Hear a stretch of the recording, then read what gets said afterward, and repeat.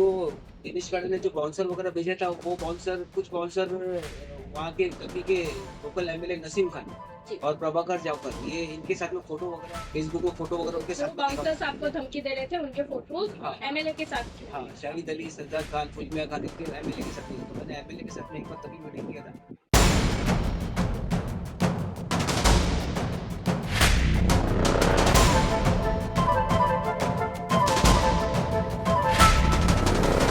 आज आप यहाँ प्रेस कॉन्फ्रेंस आपने ली है, क्या पूरा मामला आप बताना चाहेंगे? हमारा प्रॉपर्टी है साकिना गाँव में, फैमिली प्रॉपर्टी है। हमारा डिस्प्यूट था, इसमें दो भाई दिनेश गड़ा, हसमुख गड़ा, ये दोनों इन्वॉल्व थे। इन्होंने मेरे भाई और माँ के साथ में मल्टीपल एग्रीमेंट बनाया। ये आप जो दिनेश गड़ा की बात कर रहे हैं, ये विमल पेपर्स के जो ओनर्स हैं, आप उन्हीं हाँ की बात कर हाँ, रहे पीपल पीपल्स प्राइवेट लिमिटेड। हैं? ओके। इन्होंने प्रॉपर्टी विदाउट मेरा परमिशन नॉलेज जमीन खरीदा है, और मुझे इसका जानकारी नहीं, नोटरी एग्रीमेंट बनाया 2006 में, और उनको पैसा वगैरह दिया है, और उसके बाद में वहाँ पर डिस्प्यूट चालू है। अच्छा, जो आपकी प्रॉपर्टी थी सर, वो डिवाइड हुई थी आपके? Undivided property. Okay, undivided property को जानते हुए दिनेश गड़ा और उनके भाई ने खरीदा है। हाँ, ये सब जानकारी था, ये लोकल पॉलिटिशियन की मदद से उसको प्रॉपर्टी की जानकारी मिल गई। साकिनाका के लोकल हाँ, पॉलिटिशियंस। और जमीन खरीदने के बाद में वहाँ पर वो कभी बाउंसर किसी न किसी को दिन में रात में दोनों भाई बेचते थे वहाँ पर प्रॉपर्टी, वो हमको डराते थे, धमकाते थे कब्जा करने के। कब्जा करने के लिए, प्रॉपर्टी खाली करने के लिए। 2013 में उसने एक लीन एग्रीमेंट बनाया एक भाई से, उसको 70-80 लाख रुपए कैश दिया, और उसके बाद में 2016 में उसने फिर एग्रीमेंट बनाया, कुछ नया एग्रीमेंट बना के नया एरिया बताकर उसने मेरा भी शेयर उसमें खरीद लिया। एक माइनर बच्चा है, उसका मतलब भी शेयर सर, खरीद लिया। एक प्रॉपर्टी के लिए उन्होंने टोटल कितने एग्रीमेंट्स बनाए? 3 या 4 एग्रीमेंट बनाए, मल्टीपल एग्रीमेंट बनाते थे, उसका एरिया अलग अलग चेंज होता होगा। और वो रजिस्ट्रेशन था या फिर सिर्फ नोटरी था? पहला 2006 का नोटरी एग्रीमेंट था, फिर 2013 का नोटरी एग्रीमेंट है, फिर 2016 को सब सब एग्रीमेंट मिलाकर वो उसको रजिस्टर किया। ओके, तो आप जो लैंड है उसमें टोटल कितने लोगों का हिस्सा है? उसमें 7 लोग का हिस्सा है। तो उसने सबके हिस्से खरीद लिए अगेंस्ट में?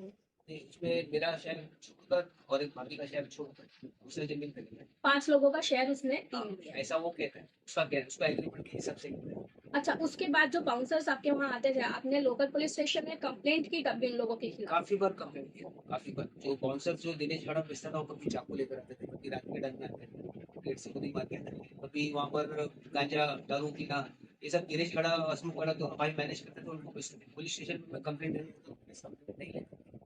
तो ये काफी बार हुआ ऐसा, फुलमिया खान और सईद अली, और ये सब ऐसे एक गुंडा आता फिर दूसरा दूसरा आता और चला जाता था, तो ऐसा कंटिन्यू होता। तो सर फिर बाद में मैंने कोर्ट से एफआईआर दर्ज करने के लिए मैंने अर्जी लगाया, तो कोर्ट ने एफआईआर दर्ज करने के लिए एफआईआर दर्ज किया पुलिस ने, लेकिन उसमें डेट्स रॉन्ग, आज तक इन्वेस्टिगेशन पुलिस ने कंप्लीट नहीं किया। 2019 कोर्ट का ऑर्डर है, आज तक पुलिस ने उसमें अच्छा, कोई फर्क नहीं पुलिस पीआई कौन था आपके इस केस का? किया। तभी एक एपीआई थे चौहान करके, वो उसका इस प्रॉपर्टी में ज्यादा इंटरेस्टेड था, तो उसने मुझे डिटेन किया था 2 बार पुलिस स्टेशन में। आज भी उसका इन्वॉल्वमेंट है, एपीआई राजू चौहान करके, आज भी वो पुलिस स्टेशन में साकिना पुलिस स्टेशन में, उसका आज भी उसमें इन्वॉल्वमेंट है। प्रॉपरली एफआईआर दर्ज नहीं करता, हमको डराया धमका के। अच्छा, मतलब जिस सिस्टम को आपको सपोर्ट करना चाहिए था उसने आपको ही डिटेन किया सर। हाँ, डिटेन किया काफी बार। अच्छा, पुलिस द्वारा डराने धमकाने की कौन चीजें सामने आई? हाँ, 2016 में मेरे खिलाफ मेरी रियल सिस्टर ने एफआईआर दर्ज किया मॉल स्टेशन का, बेचने के बाद दिनेश गढ़ा के कहने पर एफआईआर दर्ज किया। उसके बाद में मुझे वहाँ के पुलिस अधिकारी बार बार पुलिस स्टेशन में बुलाने का, एपीआई पीआई काम नहीं करती, वो मुझे पुलिस स्टेशन बुलाने का, आओ मैं तुम्हारा सेटलमेंट करता हूँ, पुलिस ऑफिसर? पुलिस ऑफिसर बार बार। तो उसका मैंने उसके खिलाफ काफी बार पुलिस स्टेशन में कंप्लेंट करने के ऑफिसर ने सेटलमेंट के लिए बुला, एफआईआर दर्ज करने के लिए मुझे काफी बार धमकी भी दिया कि तड़ी पर प्रिवेंटिव एक्शन लेगा मेरे खिलाफ। काम पे कार्तिक, काम। उन्होंने आपको धमकी दी कि तड़ीपार कर देंगे हाँ, आप? ओके। तड़ी पर। फिर मैंने सिटी सिविल कोर्ट में एप्लीकेशन डाली किया नॉट टू डिस्पोजेस, तो मुझे सिटी सिविल कोर्ट में फेवरेबल ऑर्डर दिया, दिनेश खड़ा हॉस्पिटल के खिलाफ ऑर्डर दिया, उनको रिस्ट्रेन किया, उस प्रॉपर्टी पे ना जाओ करके।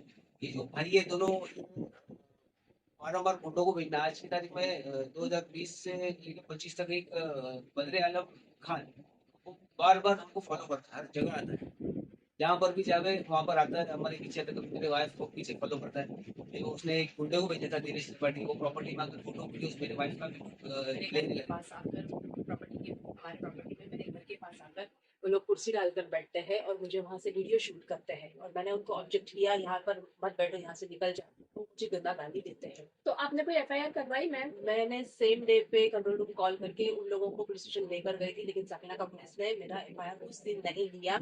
उसके बाद मैंने काफी फॉलो अप किया, जर्नलिस्ट को मिला। आफ्टर 45 डेज मैंने वुमेन कमीशन में भी कंप्लेंट किया था इस बारे में।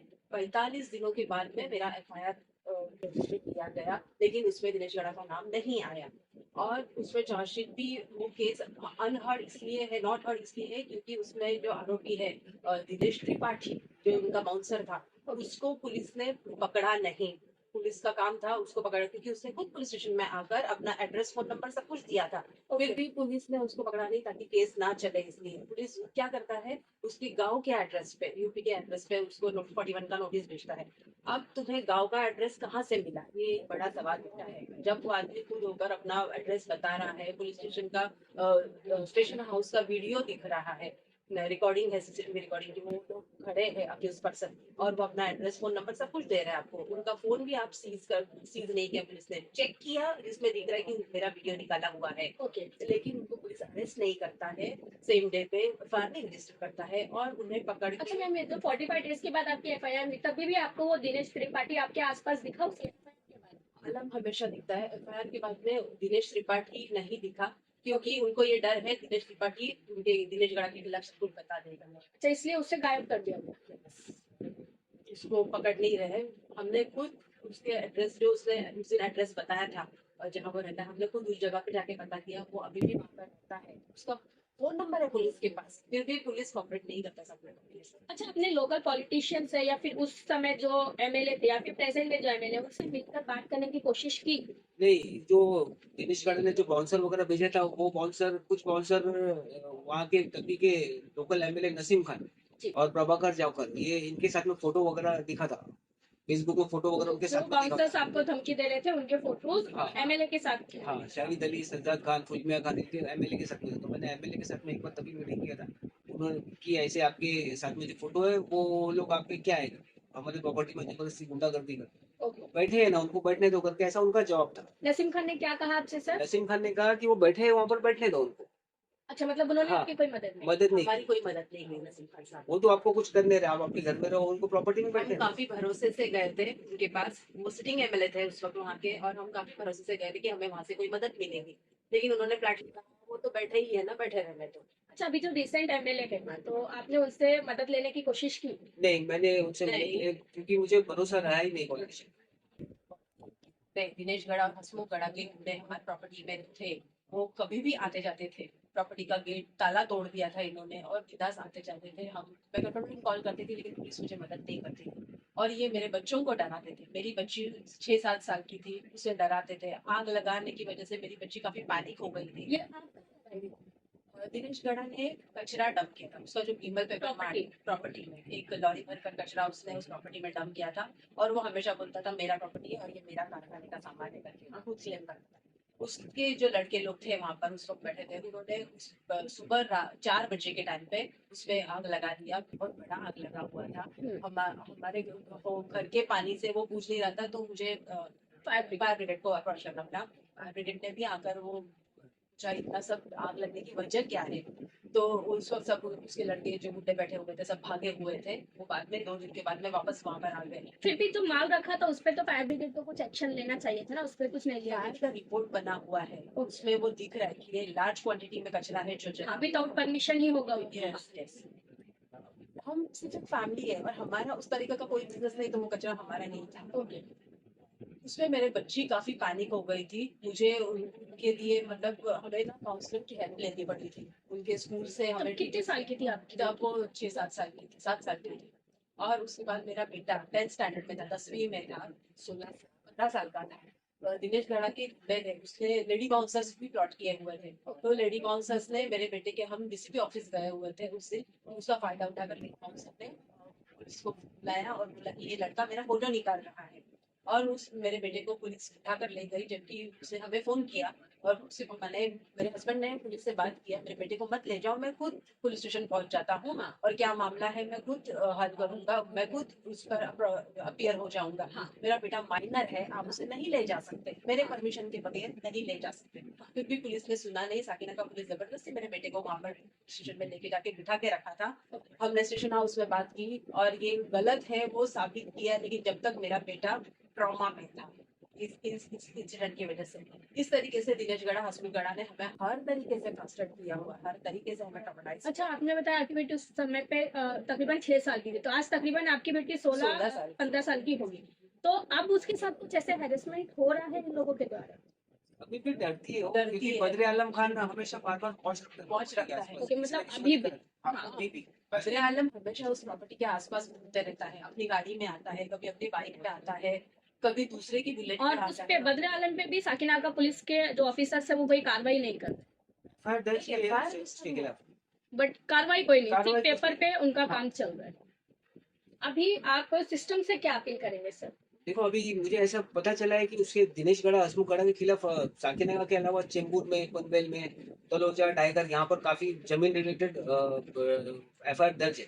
तो मैं ये यहाँ पर सिस्टम से कहूंगा कि उसके खिलाफ ऑर्गेनाइज क्राइम, गुंडागर्दी, मारामारी, ये सब black money, politician, muscle power use करना, तो ये इसके ऊपर ऑर्गेनाइज क्राइम का दोनों भाइयों के ऊपर कार्रवाई हो। अच्छा, आपने हमें जो एफआईआर भेजी उसमें कुछ चंदन की लकड़ियों की भी कुछ एफआईआर थी, उसकी डिटेल्स बताएंगे सर? हाँ, ये पनवेल तालुका में जमीन है, दिनेश गढ़ा की वाइफ हीना गढ़ा के नाम पर प्रॉपर्टी है।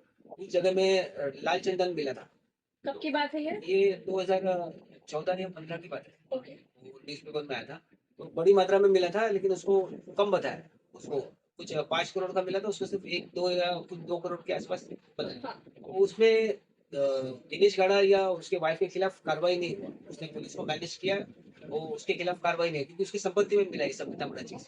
ओके, तो एफआईआर किसके नाम पे? एफआईआर कुछ 5 लोग के नाम पे हुआ था, जिसने जगह 6 महीने के लिए भाड़े पे लिया हुआ था। अच्छा, मतलब कोई प्रॉपर्टी 6 महीने के लिए सिर्फ भाड़े पे? सिर्फ 6 महीने के लिए भाड़े पे लिया हुआ था, ऐसा एग्रीमेंट हीना गढ़ा ने दिनेश की वाइफ ने बनाया था उसमें। सबसे ये अपील है कि इन दोनों भाइयों के खिलाफ गुंडागर्दी बंद करें। ये अपने आप को एकदम सिंपल अच्छे बताते हैं अच्छे लोग, लेकिन ये है गुंडे किस्म के लोग हैं। क्रिमिनल टाइप का मसल पावर यूज करना, ब्लैक मनी यूज करना, पॉलिटिशियन ब्लैक मनी यूज करना, हमारे से सीधे साधे लोग को डिस्प्यूट प्रॉपर्टी में बड़ा बड़ा कर मारा मारी, गुंडागर्दी करना, ये सब बंद है।